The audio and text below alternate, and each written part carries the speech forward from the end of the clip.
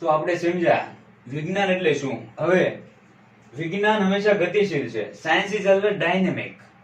વિજ્ઞાન હંમેશા ગતિશીલ છે, પ્રગતિશીલ છે, પરિવર્તનશીલ છે.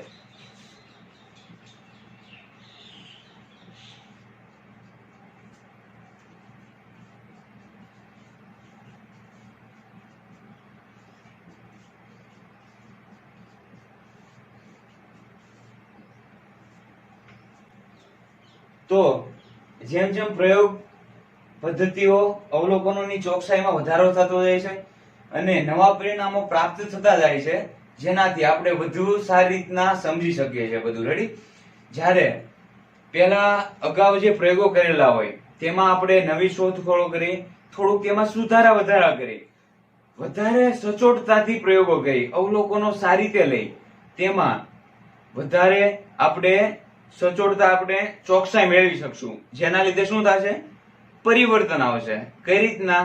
તો કે એક્ઝામ્પલ લઈએ આપણે તો મોબાઈલ, કોમ્પ્યુટર.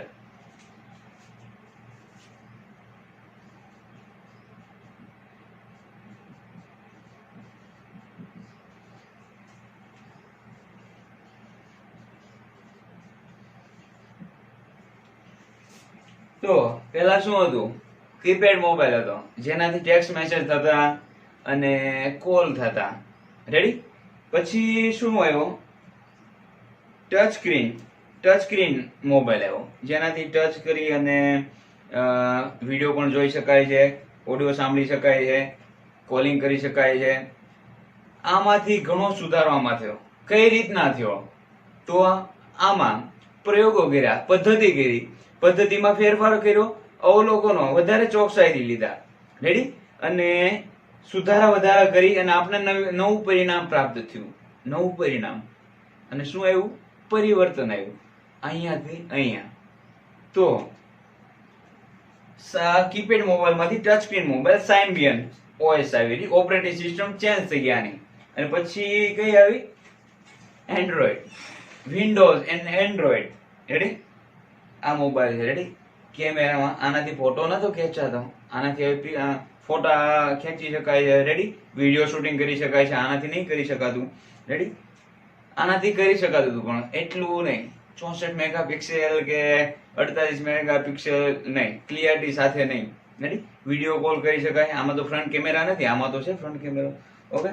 તો ઓપરેટિંગ સિસ્ટમ ચેન્જ થઈ ગઈ. અને સાયમ્બિયન હતી નોકિયા, અને એન્ડ્રોઈડ આવી ગઈ, ઓપ્પો, વિવો, જે કંઈ પણ હોય. રેડી? આપણે સેમસંગ છે, પછી અલગ અલગ જે કાર્બન મોબાઈલ, જે કંઈ પણ અલગ અલગ અત્યારે બ્રાન્ડ છે. રેડી? તો શું થયું? અહીંથી અહીં પ્રગતિ થઈ, પરિવર્તન થયું. કઈ રીતના થયું? તો કે પદ્ધતિમાં પ્રયોગો કર્યા, પદ્ધતિમાં ચેન્જીસ કર્યા, નવા અવલોકનો લીધા, એમાં ચોકસાઈ લીધી, ચોકસાઈથી, સચોટતાથી, બારીકીથી અવલોકનો લીધા. અને શું થયું? પરિવર્તન થયું. રેડી? ડાયનેમિક. એટલે કહેવામાં આવ્યું છે કે વિજ્ઞાન always, science is always dynamic. તો રેડી? આ બધું ડાયનેમિક છે. મોબાઈલ. રેડી? કોમ્પ્યુટર. આપને ખબર છે પેલા એક રૂમ જોડું, એક બે રૂમ જોડા કોમ્પ્યુટરો હતા. રેડી? પછી સિલિકોન ચિપ્સ ની શોધ થઈ, ટ્રાન્ઝિસ્ટર આવ્યા, વગેરેની શોધ થઈ, જેનાથી કોમ્પ્યુટર ની દુનિયામાં ઘણો ચેન્જીસ આવ્યો અને કોમ્પ્યુટર કોમ્પેક્ટ થઈ ગયા. રેડી? પીસી આવ્યું, ડેસ્કટોપ, પછી લેપટોપ આવ્યા, પછી પામટોપ આવ્યું, હથેળી ઉપર રાખી શકાય એવું. રેડી? તો શું થયું? ચેન્જીસ થવા માંડ્યા. હાઈ લેવલ લેંગ્વેજીસ આવી ગઈ, વિન્ડોઝ આવી ગઈ, ઓપરેટિંગ સિસ્ટમ. તો એમાં શું થયું? એમાં ચેન્જીસ થયા, એમાં સુધારા વધારા થયા, અને શું આવ્યું? પરિવર્તન. રેડી? તો વિજ્ઞાન હંમેશા ડાયનેમિક છે, સાયન્સ ઇઝ ઓલવેઝ ડાયનેમિક. હવે બીજા ઉદાહરણો લઈ. રેડી? તો પેલા શું? બળદગાડું હતું, એ તો ઘોડા ગાડી. પછી શું આવ્યું? તો કે ઓટો, આપણે લઈએ રિક્ષા, છકડો. છકડો. પછી શું આવ્યું? કાર. પછી હોડી હતી, પેલા જે હોડી હતી એમાંથી અત્યારે શું સ્ટીમર બની ગઈ, સબમરીન.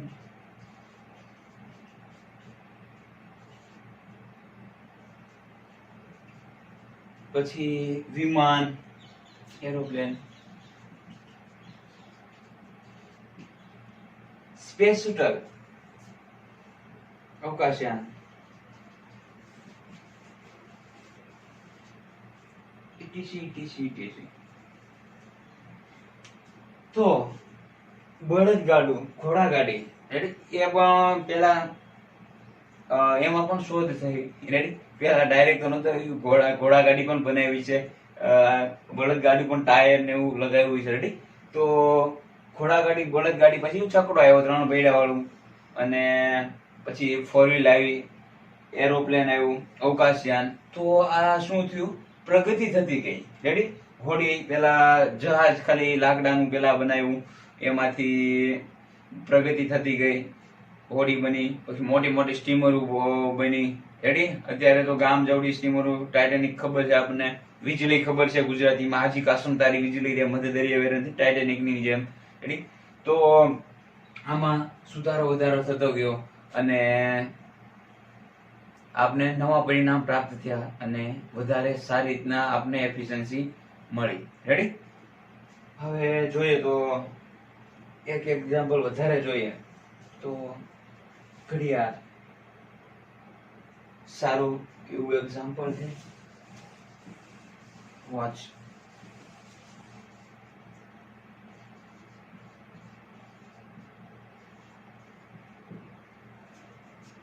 તો પેલા એનાલોગ વોચ હતી, શું?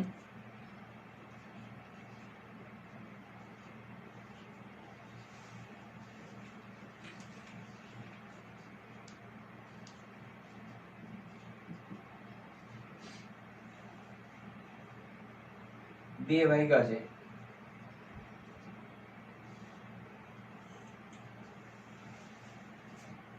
શું બતાવશે? 2 વાગ્યા છે, રેડી. પછી હું આવી ડિજિટલ ક્લોક.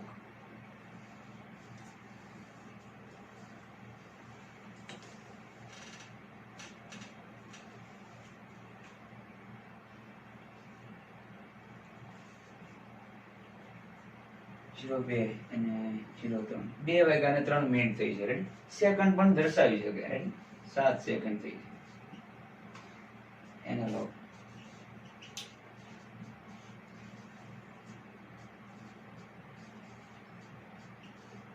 પછી સ્માર્ટ બેન્ડ આવી ગઈ,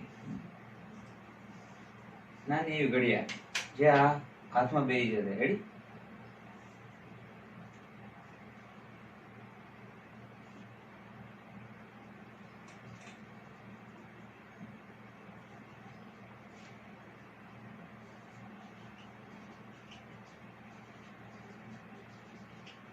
સ્માર્ટ વોચ. તો પેલા શું હતું, અહીંયા છે આપણી પાસે કે પેલા કાંટા ચાલતા અને ફોકસ કરજો ભાઈ, કાંટા ચાલતા અને શું સમય દર્શાવતો. પછી શું આવ્યું, ડિજિટલ વોચ, જેમાં તમને ડિજિટમાં દર્શાવશે, રેડી. અને પછી શું આવી, સ્માર્ટ બેન્ડ, સ્માર્ટ વોચ, જેમાં તમને ટાઈમ દર્શાવશે, બધું દર્શાવશે. આમાં શું દર્શાવતું, ખાલી ટાઈમ. આમાં એક્યુરેસી વધી ગઈ, અહીંયા જોજો તમે, સેકન્ડ, આમાં એક્ઝેક્ટ સેકન્ડ દર્શાવશે, પણ આમાં બની શકે સેકન્ડનો 100મો ભાગ પણ દર્શાવે. આપણે ઓલિમ્પિક જેવી રમતો હોય તેમાં સ્ટોપ વોચ નો યુઝ કરે તો શું બતાવે,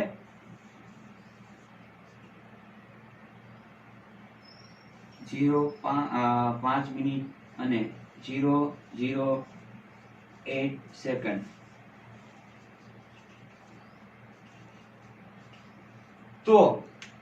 તો આમાં એટલી એક્યુરેસી નહીં આવે.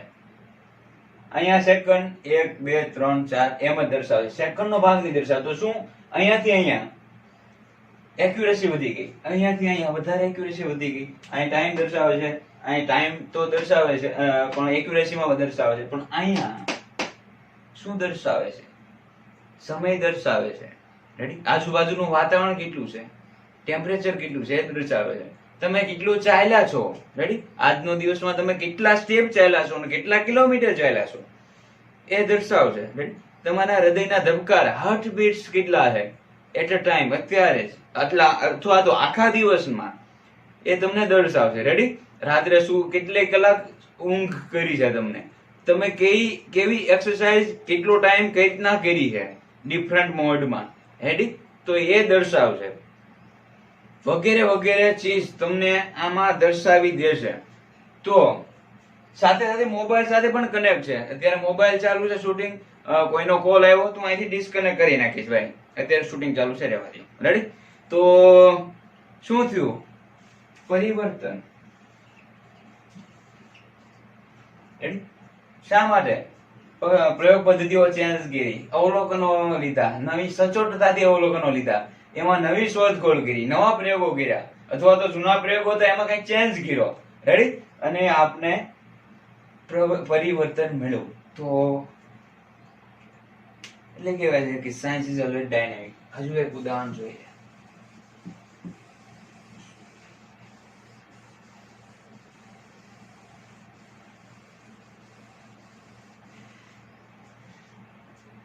ટ્રેન.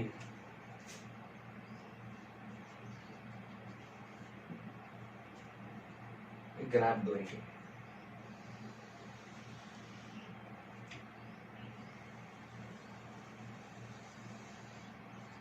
સમય ડિસ્પ્લેમાં આવે છે, સમય, ટાઈમ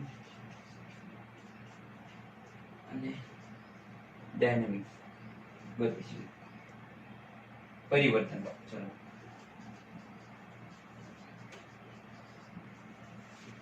તો ટ્રેન, છુક છુક ગાડી. રેડી, પેલા ડીઝલ એન્જિન હતું. રેડી, માનો કે આ ટ્રેન છે.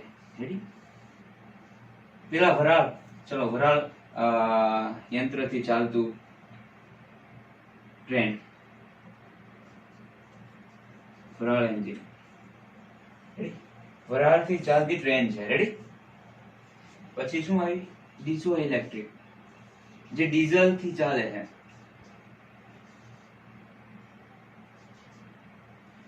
Diesel engine. પછી શું આવી? Electric, bullet train. પછી શું આવી? મેગ્લેવ ટ્રેન, ચુંબકીય. Ready, bullet train.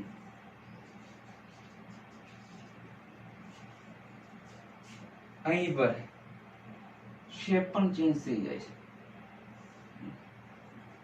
એ પણ પરિવર્તનનું કારણ છે. આપણે જોશું.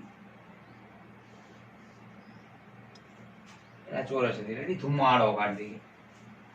છુક છુક છુક.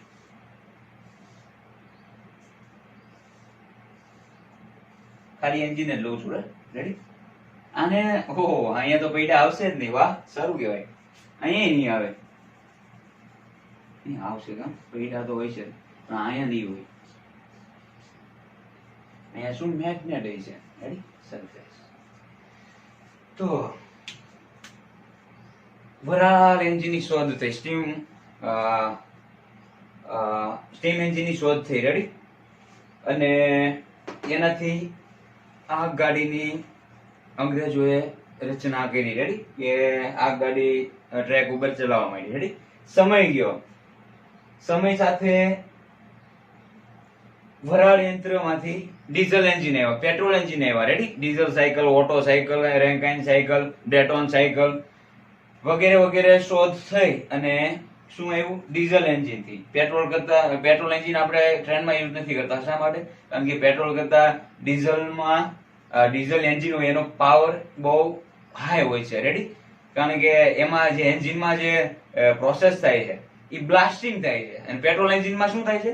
Flame propagation. રેડી, એનો આપણે લેક્ચર લેશું લખી. રેડી, એટલા માટે ડીઝલ એન્જિનનો ઉપયોગ થાય છે. પણ હકીકતમાં જે ડીઝલ ટ્રેન છે, રેડી, હકીકતમાં ડીઝો ઇલેક્ટ્રિક છે.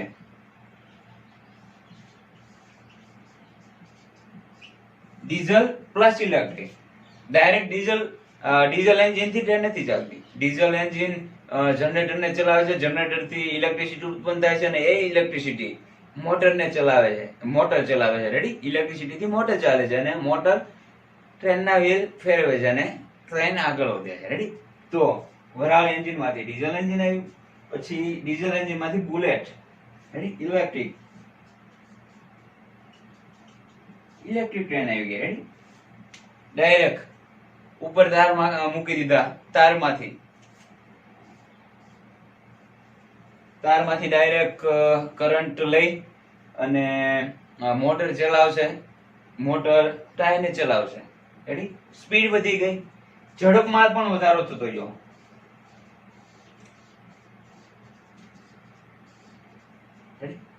ઝડપમાં પણ વધારો થતો ગયો. અહીં ધુમાડા નીકળતા હતા, વરાળ નીકળતી હતી અને કાળા ધુમાડા નીકળતા હતા, કારણ કે વરાળ ઉત્પન્ન કરવા માટે આપણે નીચે સળગાવવું પડે ને. એટલે બળતણનો યુઝ થતો હતો. અહીંયા બળતણ તરીકે ડીઝલનો ઉપયોગ થતો, ત્યારે ધુમાડા તો નીકળતા, પણ અહીંયા ધુમાડા છે નહીં. કારણ કે ઇલેક્ટ્રિસિટી છે આપણી પાસે. તો ધુમાડા જતા રહ્યા, પરિવર્તન આવ્યું ભાઈ. અહીં કરતા ડીઝલ એન્જિનની સ્પીડ વધારે હતી, ડીઝલ એન્જિન કરતા બુલેટ ટ્રેનની સ્પીડ વધારે હતી. પરિવર્તન આવ્યું સાહેબ. અને બુલેટ ટ્રેન કરતા મેગ્લેવ ટ્રેન 300 ઉપરની સ્પીડ. રેડી? તો અને ઘર્ષણ સાવ જતું રહ્યું. અહીં પર સ્પીડ એકદમ વધી ગઈ અને એવો ટ્રેક, મેગ્નેટનો ટ્રેક એવો બનાવવામાં આવ્યો જેનાથી જે એન્જિન છે એ હવામાં ચાલશે. અને મેગ્નેટના ફોર્સથી ચાલશે. રેડી? કઈ રીતના? ઇલેક્ટ્રોમેગ્નેટ યુઝ કરેલા છે આમાં. Superconducting electromagnet. Ready? Superconducting ઇલેક્ટ્રોમેગ્નેટનો ટ્રેક આખો બનાવી અને નીચે પણ મેગ્નેટનો સિદ્ધાંત યુઝ કરેલો છે કે સમાન ધ્રુવો વચ્ચે અપાકર્ષણ થાય. રેડી? એનો પ્રિન્સિપલ યુઝ કરી અને મેગ્લેવ ટ્રેનનો આવિષ્કાર કર્યો. રેડી? જે અતિશય સ્પીડ, સારામાં સારી મેક્સિમમ સ્પીડ આપે છે. પ્લસ પેલા ચોરસ, આપણે ખબર હતી ચોરસ ટ્રેનો આવતી. રેડી? એનો શેપ ચોરસાકાર હતો. રેડી? પછી થોડોક શેપ ચેન્જ થયો, સાઈઝ પણ ચેન્જ થઈ અને અત્યારે કેવો એરોડાયનામિક શેપ આવી ગયો. સાહેબ તમે 2 કિલોમીટરની ઝડપે જાઓ છો. રેડી? તો તમને હવાનો અવરોધ ફીલ નહીં થાય. પણ તમે બાઇક ઉપર જાઓ છો 40-50 ની સ્પીડે, ત્યારે તમને હવા લાગશે, ત્યારે તમને ખબર પડશે કે આ હવાથી થોડું ઘર્ષણ થાય છે. તેમજ જો કારમાં બેસીને તમે જાઓ છો, રેડી, 80-90 કે 120 ની સ્પીડ ઉપર, તો બારી બંધ હશે તો ખબર નહીં પડે, પણ બારી ખોલી નાખશો અને હાથ જેવો જ બારો કાઢશો અને હાથની દિશા આવી રીતના કરશો તો શું થશે? હાથ ફગવાઈ જશે. તો તમને ખબર પડશે કે હવાનું ઘર્ષણ એ અવરોધરૂપ છે અને કાર અને આપણે જે ટ્રાન્સપોર્ટેશન વ્હીકલ છે તેની એફિશિયન્સી ઘટાડે છે. અને જેમ સ્પીડ વધતી જાય, રેડી, તેમ એ ઘર્ષણ વધતું જાય, જેનું નિવારણ કરવું અત્યંત આવશ્યક છે. તો શેપ ચોરસમાંથી, જે ચોરસ હતો એમાંથી એરોડાયનેમિક કરી નાખ્યો છે. રેડી? જેનાથી શું થશે? અહીંયા સીધી હવા આવતી, હવે શું થશે? હવા અહીંથી આમ જતી રહેશે, આમ ભટકાશે નહીં. ભટકાશે તો તેની ગતિ અવરોધ આવશે. રેડી? એની એફિશિયન્સી ઓછી થશે, સ્પીડ ઓછી થશે. અહીં પર આ સ્પીડ મળશે સાહેબ. તો આ શું થયું? અવલોકનોમાં સુધારો થયો, ચોકસાઈ વધારે મળી અને પરિવર્તન આવ્યું સાહેબ. તો જેમ સમય થતો ગયો એમ શું થયું? પરિવર્તન વધતું ગયું સાહેબ. અને હજી શું થશે? આગળ વધતું જ જાય છે સાહેબ, વધતું જ જશે. શા માટે? કારણ કે ભાઈ સાયન્સ ઇઝ ઓલવેઝ ડાયનેમિક, વિજ્ઞાન પ્રગતિશીલ છે. રેડી? તો આ ટ્રેનની વાત થઈ.